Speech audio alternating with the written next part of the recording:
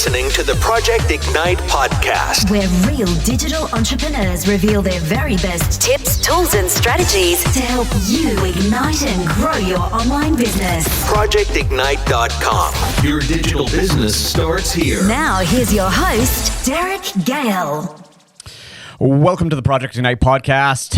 A podcast we just skip the hype, skip all the BS, bring you guys real entrepreneurs, real experts who are going to share actionable stuff, tips and strategies to help you grow your digital business. This is your host, as always, Derek Gale, and today we're going to be diving into a topic that is near and dear to my heart because I've been using it to generate millions of dollars a year in my online businesses since the late 1990s.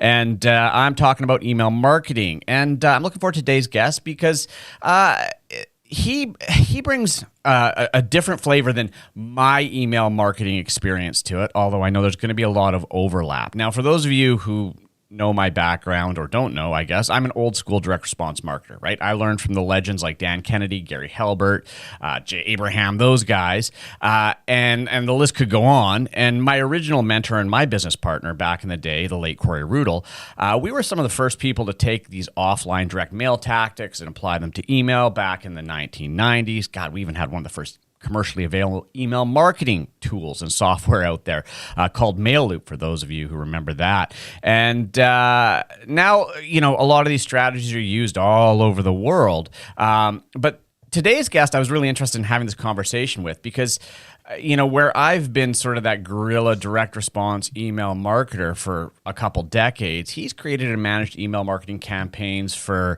millions of subscribers for companies like NBC, Lucasfilms, right? The Star Wars people. He's, worked as a market researcher, helping creative teams with projects for Nike, Specialized Bicycles, Trek, and as a mountain biker, that just excites me as well. And that's to some extent a bit of a different flavor of email marketing, and one that I think we can all learn from. So without further ado, I'd like to welcome Keith Monaghan to the show. Keith, thank you so much for being here. Thanks for having me. I'm happy to be here. So let's kick this off. Give us your story. How did you become this email marketing guy? And yeah, does anybody even wake up in the morning and say, "Man, I want to be an email marketing guy"? I think we all kind of stumble into it at some point. It's funny. I remember back in the days when I told people, "Oh yeah, we do email marketing." They're like, "Oh, you're a spammer." I'm like, right. No. And I think that's still. Yep. All these years later, still the number one lesson to teach people. No, we're not spamming. No, exactly. No, we're talking about reaching existing customers. My story's in a nutshell. Moved to the Bay Area, the San Francisco Bay Area, with my wife in the mid 90s. Grabbed a book on HTML, built a website, put my resume on it, which back then was very easy, no different than working a word processor, really. Mm-hmm. Landed a job at a company called Zoom, Xoom, not Zoom. Mm-hmm. And some of your listeners may remember that back then Zoom was like GeoCities. We gave you a page, you put your clip art on it, whatever. And in exchange for that, we sent you email offers on hardware and software. So I landed a job there running the tech support department and pretty quickly moved up because for whatever reason, I was an English major and I also liked technology, which made me able to straddle the line between the software engineers and the nerds and the marketing people, right? I could translate, I can get back and forth. And that led to being a campaign manager, of being a buyer of these products and really constructing these campaigns. And this was in probably similar to your experience, 97, 98, 99. And then they were bought by NBC Television. So, it's just onward and upward, and it expanded exponentially. God, that was back in the .com days, when NBC bought this site. No idea what to do with it. Right. Probably paid an ungodly amount of money. Yeah, I'm sure they did. Not many of us workers got any of it. I can tell you that. It did. I think the NBCI, their internet initiative, folded maybe a year and a half later because it just didn't work. But in the meantime, a lot of us, including myself, got a deep education in email marketing, among many other things. And so back then I was doing everything from copywriting the emails to using the in-house developed analytics to segmenting and all this stuff, just trying to figure out, like you did in the early days, what the heck we were doing. right? How do you make this work? From there, I was at a crazy time in the Valley when if you had a pulse and you could do something, the phone was ringing off the hook and you were getting job offers. And so I moved to a few other startups along the way and, grew my role into more of a marketing strategist kind of guy, but still, email marketing followed me. I was always the guy people would recommend friends to or companies. Hey, I know a guy who did email marketing. So I don't know, 20 years ago, my wife and I moved to the Portland, Oregon area, and I became a freelancer, just doing it on my own because I had clients. And even though I spend a great deal of time doing market research now, diving into things for companies, I still get requests for email marketing. Friends of friends, businesses. Hey, I got a friend who's running a business. He needs to know about email marketing. We had coffee with him. Sure. And so, it really surprises me because I don't know about you, but certainly back in the 90s, we would have long discussions about how email was dated back then and its end was in sight. But here we are. Yep. And it's arguably the most valuable thing a company can use. Totally. It's or one of them. Yeah. Well, I mean, it's the highest ROI channel that most businesses have in terms of your ability to message a customer and get a response. Yeah. I mean, I've read many studies that say that for every dollar you spend in email marketing, you can expect to make between $20 and $40 back. Yeah. Now, that's a wide range and it's not a guarantee, but man, where else are you going to get that? Well, you're not. And frankly, there's no other channel that you have ultimate control over as well. Yeah. So that followed me, into my freelancing and my market researching. And last year sometime, a client of mine, a creative studio here in Portland, the owner called me up and said, hey, I have a friend in South America who's got a resort and she wants to start email marketing. Would you talk to her? Sure. So we had a few phone calls, went back and forth in email for a few months. And I realized at the end of this process that I had pretty much outlined a how-to guide. Sure. I sent her. So, well, why am I not publishing this? Why am I not getting it out in the world to help other people? So that's why I wrote Easy Email Marketing. And, it's a simple 10-step guide to just getting your toes wet, getting in, getting a great foundation, and in 10 simple steps, just getting up and running, probably better than all of your competitors are, and getting better results just from good practices and smart marketing. Yeah. So email marketing. Today. Yeah, nobody can kill it, right? Yeah, well, and that's it. And I tell you, every time because I do a lot of conferences and stuff like that, and whenever I talk about email marketing, somebody inevitably comes up to me after and says, "Derek, isn't email marketing dead? Like, I mean, shouldn't we be focused on social and messenger marketing and SMS and stuff like that?" And I always answer that with a question. I say, "Look, when Facebook has a really important message they need to send to you, do they use Messenger?"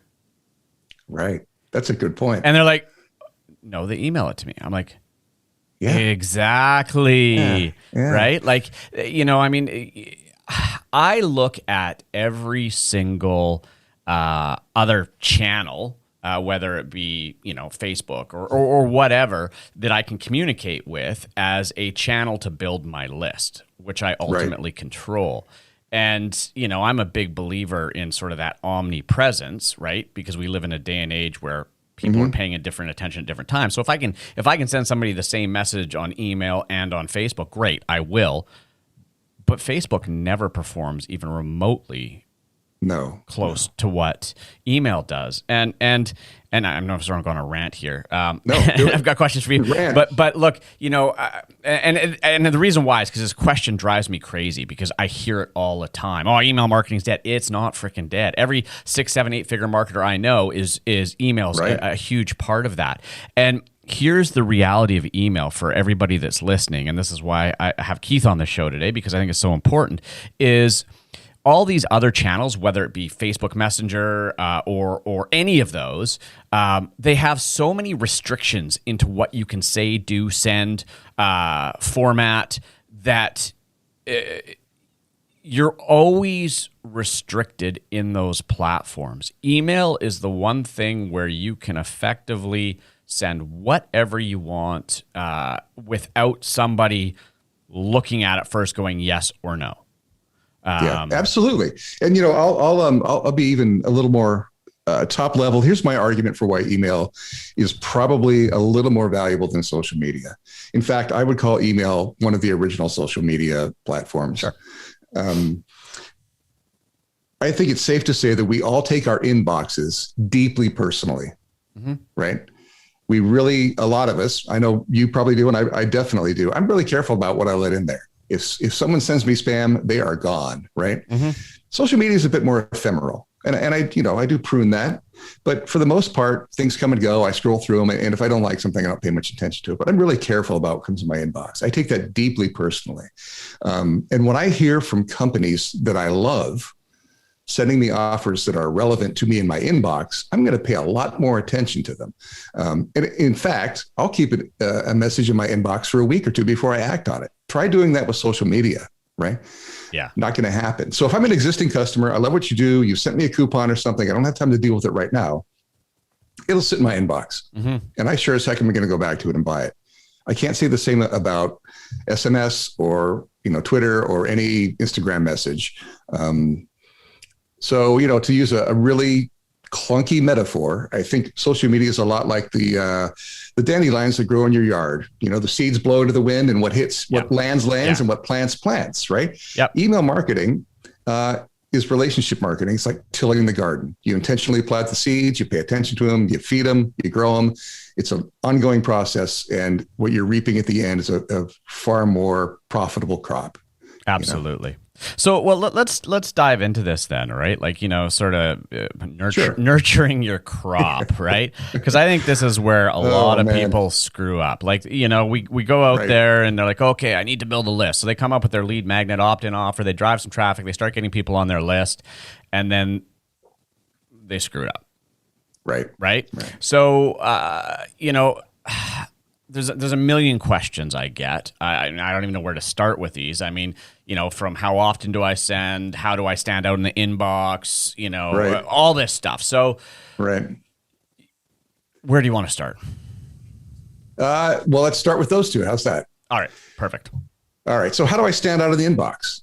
Right. Yep. And I'm sure you have thoughts on this. In my experience, I learned to copyright from a book that I can't think of the name of, but I will. It was about print copywriting. Yep. An old school copywriting book. Yep. And the lesson that I learned there is that the title of your article or the subject of your email is a promise of what's inside. Right. So think very carefully about what you're putting in your subject line. That's the only thing people are going to filter you by right off, right? Who's the sender and what's in the subject line? Yeah. Something vague like, hey, with a winky emoji, maybe it'll get a response, but I got to say, I'm pretty sure most people are going to ignore that, right? I want to know what's in that email when I'm going through the 200 emails in my inbox. I'm going to scan through it. I'm going to say, I want to deal with that, or I don't want to deal with that. So your subject line is a promise of what's inside the email. That's the first thing. Second, as you know, it has to be relevant, right? If it's, hey, we got some new couches in the office, check out these pictures. Maybe your audience is the right one for that. I think most people are not. Yeah. Most people aren't going to care about the inner workings of your business. They're going to care about how what you're promoting helps them. Yeah. Right. Whether it's a coupon, a new course, a new product, whether you're asking them to try a new product, be part of a trial group, whatever, it's got to help them. It's got to be helpful. If you're thinking in the used car salesman vein, hey, come on down the lot and bring the kids, whatever, you're gonna fall short. Yeah. And then follow up on that promise in the body of the email. Yes. Clear, simple, compelling copywriting. And I'll get to my favorite thing. My favorite edict in the marketing world is that clear is better than clever. Right. Yeah. You may have a clever idea for a subject line that plays on what's in the email. No one cares. No one has time for that. Clear is better than clever. Here's what's in the email. Here's why it's going to help you. Open the email. Here it is. Yeah. End of story. You may feel differently. That's my no. take on it. I 100%. Look, whenever I teach people at email marketing, I'm like, okay, subject line, same thing. Has to be relevant. Has to grab their attention. Has to stand out on the inbox. But there's a fine line between hyper misleading or something that's I'm going to get them to everybody open. It'll be it's like 911 emergency. Like no, right. No. But then make sure. And I always tell people this: your first sentence needs to be congruent to the headline and carry that message through, right? Absolutely. Because you got them to open with that. Now don't go in a different direction because that's what hooked them. So yes. Right. Totally same Don't page. do, here's an analogy. Don't do, if you've ever looked up a recipe online, the food bloggers will have a 1,500 word story before you get to the damn recipe. Yes. Right. Yeah. Don't do that in your email. Yeah. I get that they're doing that for SEO. Email's different. Right? People that don't have time, we want to get to the point. It's brevity and clarity is what it's all about. Okay, so let's talk about brevity and clarity because there's a lot of opinions on length. Yeah. What are your thoughts? Well, look, my thoughts are it depends, and if you are. So here's my thought on it. If you are emailing somebody that is a warm lead or so they're already a customer, they're somebody that already listens to you, you can talk longer, okay? They're going to listen longer. But I don't care who you're emailing, you have to be good at copywriting. And it has to be engaging, and it has to effectively, if you're going to go long, what do people like to read? People like to read stories.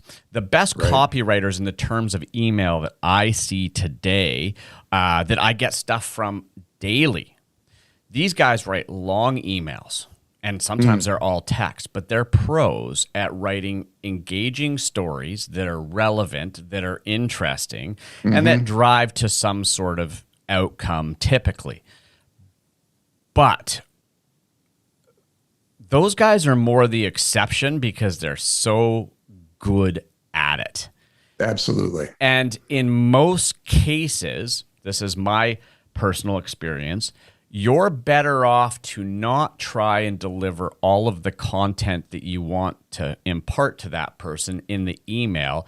Personally, sometimes I'll write a long email, but for the most part, the email is purely there to create an action to get somebody to typically a website where I can now deliver the bulk of the information. I totally agree, right? It depends. Absolutely 100%. I think context is important. If you're sending out a newsletter, some of my favorite newsletters are very long. Some of my favorite newsletters are very short. They're 5 bullet points, 2 sentences, and away you go. Yeah. But the thing they all have in common is that every word counts, right? There's not extraneous language in there. There's not a lot of side stories. It's very focused on exactly what the topic is about and how they can help me. My suggestion, and this is my take, is for people starting out with email marketing, keep it brief, right? You've got a good subject line, maybe one hero image that's really killer at the top of your product or whatever it is, and 2 or 3 lines about the offer and a buy button or a buy link or download link or whatever it is your call to action is. Don't burden yourself by trying to write the ultimate copy. It's the difference between tossing a football out front with your friends and trying to be an NFL quarterback in the Super Bowl, right? You're not going to jump into the Super Bowl and win the game. Just toss the ball, make it an easy toss for yourself, keep it simple. And the fun thing to me about marketing and email marketing is adjust based on the results you get, right? Yeah. If what if the hero image and the 2 or 3 lines and the buy button aren't really working over 2 or 3, 4 campaigns, well, think about your message. Think about the images you're putting in there. Maybe try something longer just for kicks, right?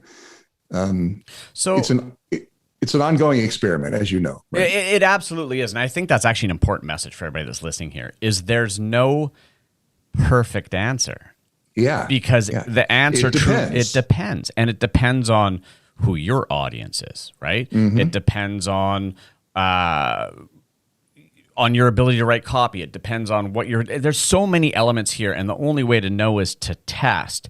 Now, that being said, when if we're talking about testing, let's talk metrics, right? You've worked on big campaigns with, big brands. What are they measuring typically? What are the key things that they're... Yeah, so here's the big surprise that I think a lot of people don't understand is that, with analytics, we can go deep. Whether it's web analytics, email marketing analytics, social media analytics, we can get all kinds of things. But at the end of the day, the only things that the big campaigns, the big companies that I've worked with truly care about are opens, clicks, unsubscribes, and who's bought what, right? That's it. Yeah. The other analytics, geographics, where you're from, who's buying more in, what are they buying in Detroit versus San Francisco? That's stuff for building the campaign. That's strategy stuff. Yeah. The things that even the biggest companies care about are opens, clicks, unsubscribes, and who's buying, right? That's what it comes down to. And I'll bring up unsubscribes in the sense that you're going to lose people every campaign, right? People's needs change. Maybe they're not into it anymore. Fine. Move on. The thing to watch with unsubscribes, as you know, is if you see a sudden spike. Right. Sure. If it's more than a small percentage, then it's time to have a sit down and a real honest talk with yourself about how you messed up and what went wrong. But other than that, opens and clicks, and then on your web analytics, what you sold or what was downloaded. That's it. That's that's the bulk of what I care about. Yeah. And I was curious to ask you that question, what the big companies are looking at, because that's all I've ever looked at. And I'm sort of like, well, what else is there? Right.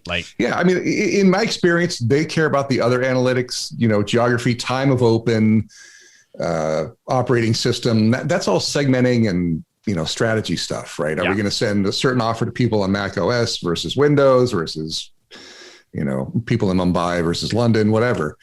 But the bottom line is when you're looking at analytics for effectiveness, who opened, who clicked, and who bought it. Right.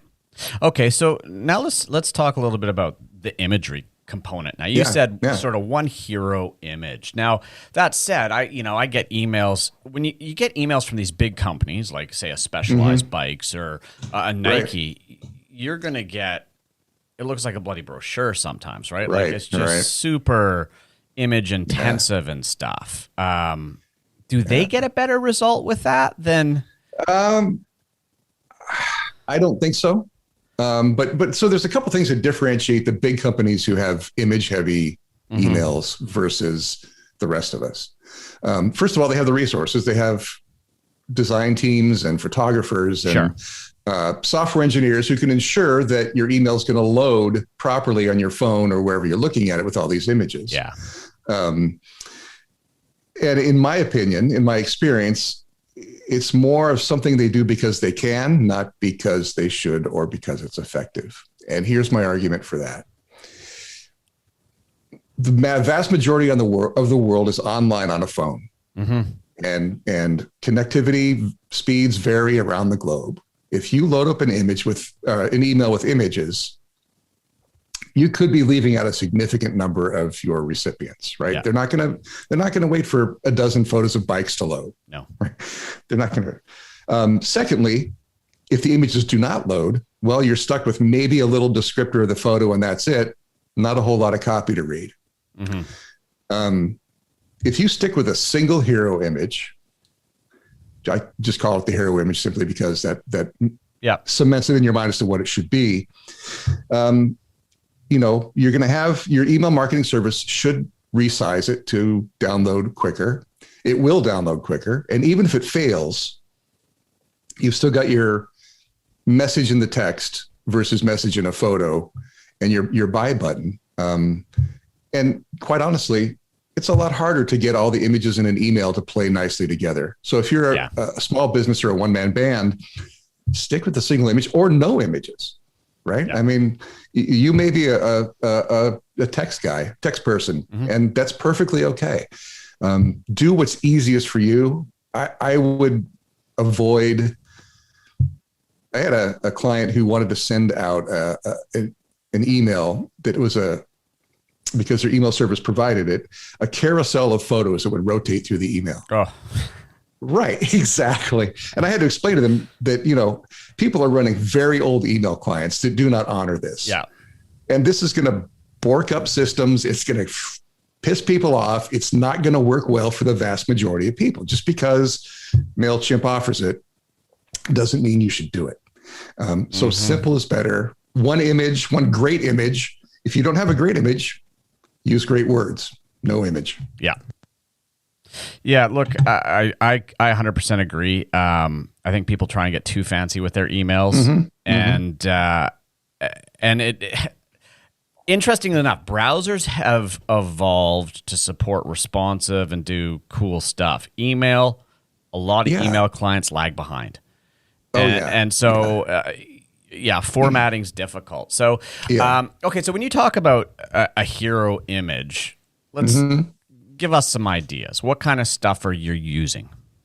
Well, look, it's always best to have an original photograph of your product, right? Yes. Or your service or whatever it is you're doing. And, there are a lot of tutorials about how to take good photos with your phone out there. I'd say spend some time on YouTube or poking around. I think with a little experimentation, you'd be surprised how good of a picture you can get, especially in post editing on your phone. Apply some filters and stuff. But if you can't, don't go searching on Google Images for an image. And the reason I say that, and believe me, I've done it many times, is that you might run into some kind of copyright or intellectual property problem, right? And that's just gonna derail your marketing. You can use a site I really like a site called Unsplash.com. Yeah, they have millions, as you know, millions of beautiful photos, all useful. You can use them for free. They're copyright free. Find something relevant to if you don't have an original photo, go on there and find something relevant to your product or what you're saying, right? If you're a restaurant, it's certainly better to have pictures of your own restaurant and people eating in your own restaurant. Yes. Yeah. But I don't know, say you wanted to set a picture out and for some reason you didn't have a great picture of the new dining room or whatever. You could probably find a great picture on Unsplash of people eating a meal together. Downsize it or have your email marketing service do it automatically, pop it in your email, like the subject line, make that picture relevant to what you're saying. You're making this simpler by setting small parameters for yourself. Make the subject line simple and relevant. Make it a promise of what's inside the email. And then inside the email, make a picture, the answer to that promise. Make your text the answer to that promise. Make your buy button the answer to that promise. As with all things, my recommendation is simple is better. That's like clear is better than clever. Yeah. Simple is better. Go simple. People don't have time for complex unless you're the kind of person sending really in-depth articles via email and people love it, right? That's a whole different ball of wax.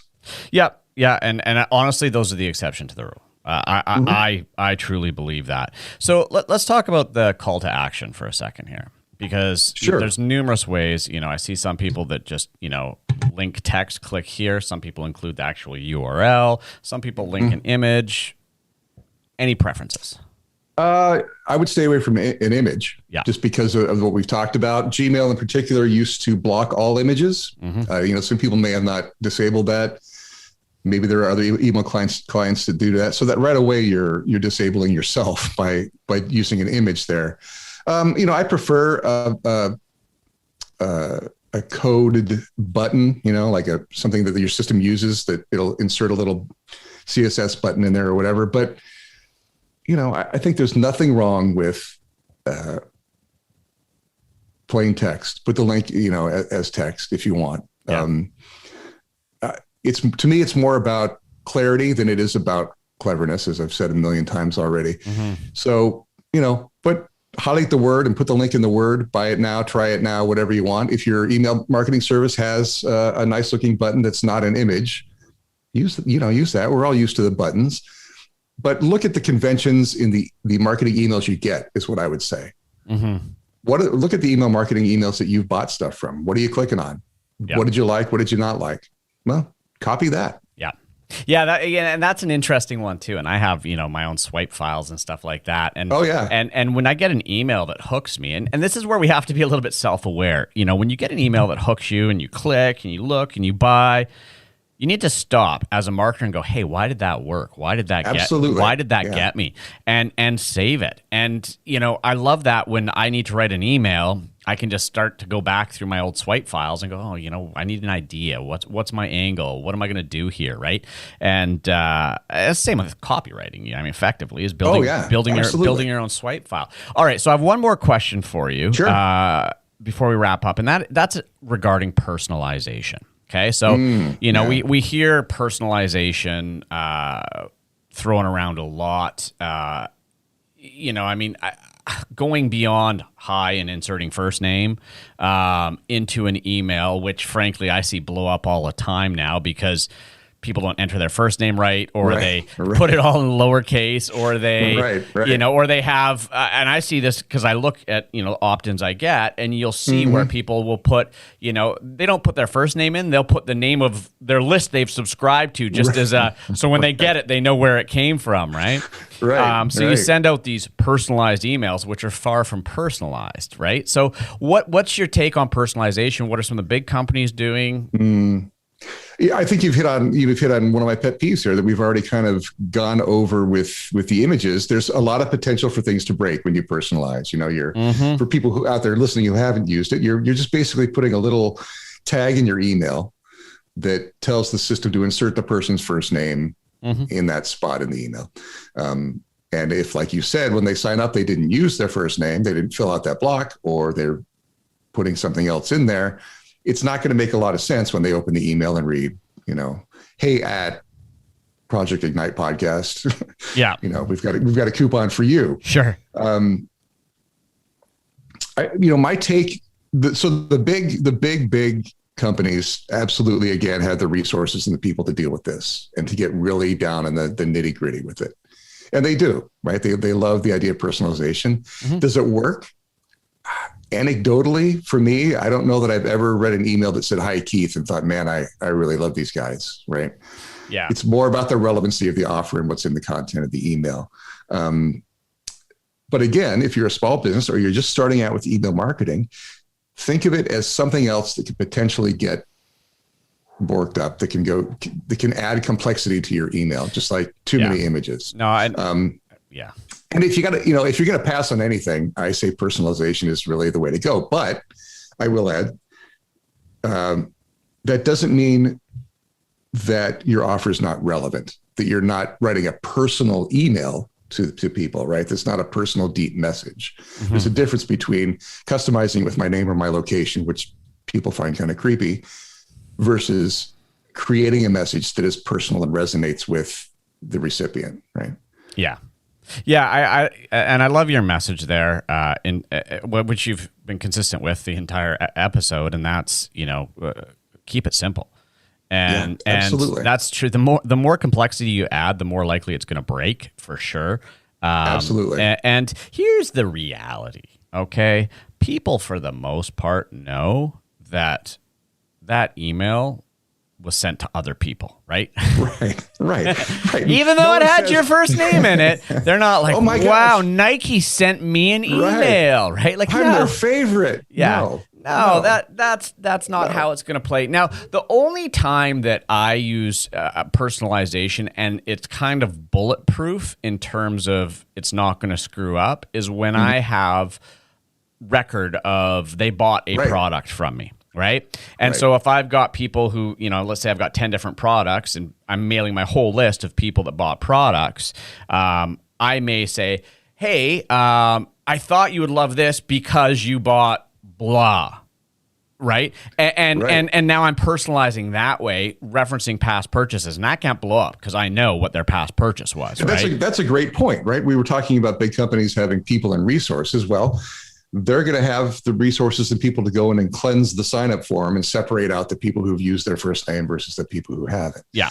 As a small business owner, are you going to want to do that? Maybe you do. I'm guessing you've got your hands full with 1,000 other things and you'd rather not mess with it. Yeah. So you bring up a great point. My take on it is that the more people buy from you, the more you can personalize things because you've got more information on them. And in that sense, it's super valuable. Right. Yeah. Especially for you to go back to people and say, hey, Keith, you bought this and this. I really appreciate it. Now I've got this. I think you're going to like it. Yeah. In that sense, I think personalization is a really powerful tool. Yeah, no, I agree. And that, for the listeners who are wondering, well, how do I do that? That's where, if you're using a MailChimp or a GetResponse or something like that, it's not necessarily connected to your CRM. And so it doesn't necessarily have access to that data, right? And that's where, when you get up to the next level in email marketing software, whether it be an Infusionsoft or an Ontraport, where your email is integrated with your CRM, then, for example, I use Ontraport. I can say, okay, everybody who bought A, B, and C, that's who I want to send to, and then I can personalize based on past purchase history. That's probably the one benefit, is as you get up to these more commercial systems, is they store a lot more data, and you can do that more complex personalization. Yeah, and you can do it far easier than you could, doing it manually on your own. But again, I totally agree. I think that's the next level. That's something to think about once you're feeling really good about things, once you're feeling like you want to take the next step. That is a great next step. But again, don't expect to jump down on the field during the Super Bowl and throw that touchdown pass, right?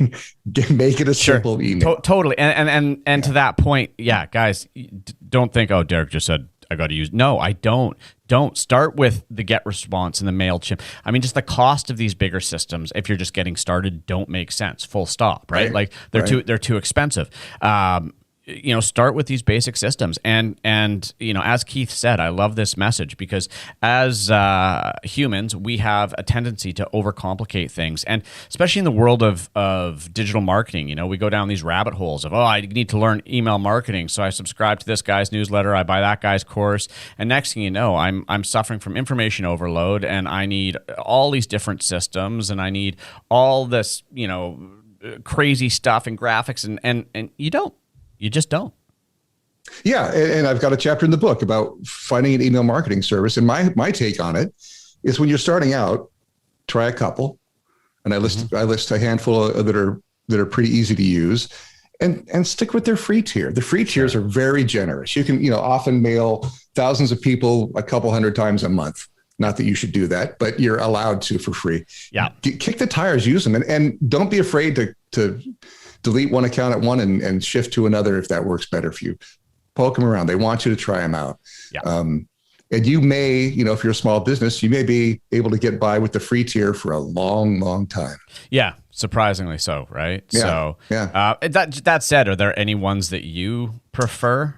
Yeah. So I really like one called Campaign Monitor. Yep.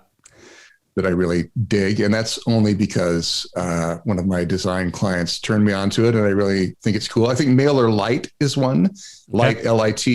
Yeah.